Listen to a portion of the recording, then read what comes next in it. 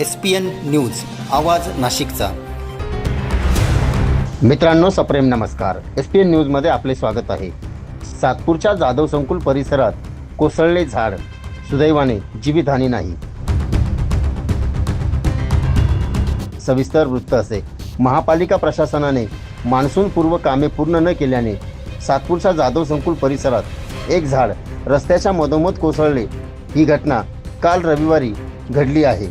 या झाडाखाली रिक्षा देखील दबली गेली होती, परंतु रिक्षामध्ये कोणीही नसल्याने मोठी हानी टळली आहे। बाजूलाच असलेल्या सुयक क्लॉथ स्टोअर या दुकानाच्या जवळ ही झाड कोसळल्याची घटना घडली होती।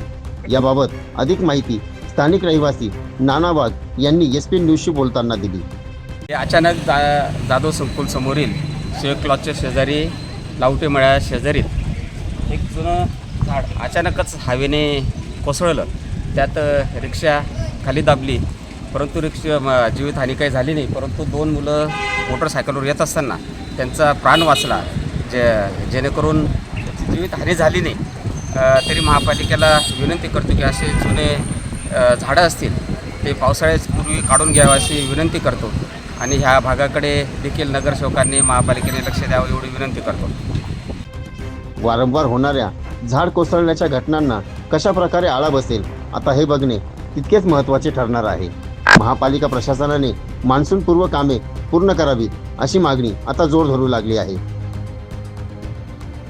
SPN न्यूजसाठी प्रतिनिधी सोहेल खान। सर्व जनतेपर्यंत आमच्या बातम्या पोहोचवण्यासाठी आम्ही हे एक माध्यम चालू केलं आहे। त्याचं नाव आहे SPN न्यूज आवाज नाशिकचा। आमच्या या चॅनलला आजच सबस्क्राईब करा आणि बेल आयकॉन प्रेस करा। धन्यवाद।